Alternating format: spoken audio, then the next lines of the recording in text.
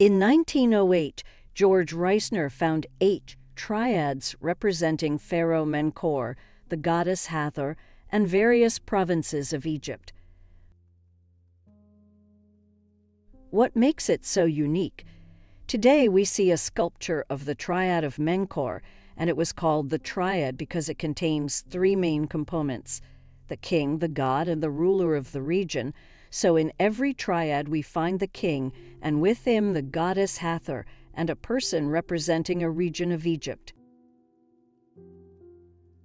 This triad was carved on schist stone, which is one of the hardest rocks that are difficult to carve on, but Al-Masry carved on it brilliantly and dazzles the viewers.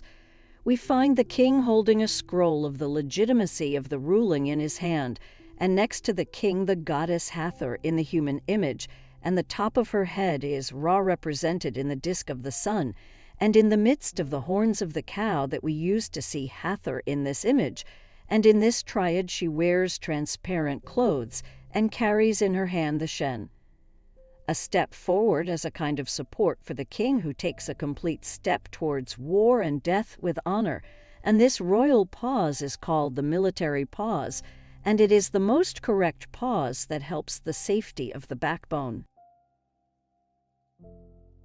Also, on the other hand, we find a woman representing the ruler of the region, and this trinity refers to the Siut region, the present-day Asiut governorate, through the image of the governorate idol, which resembles Anubu or Anubis, the sacred deity of this region.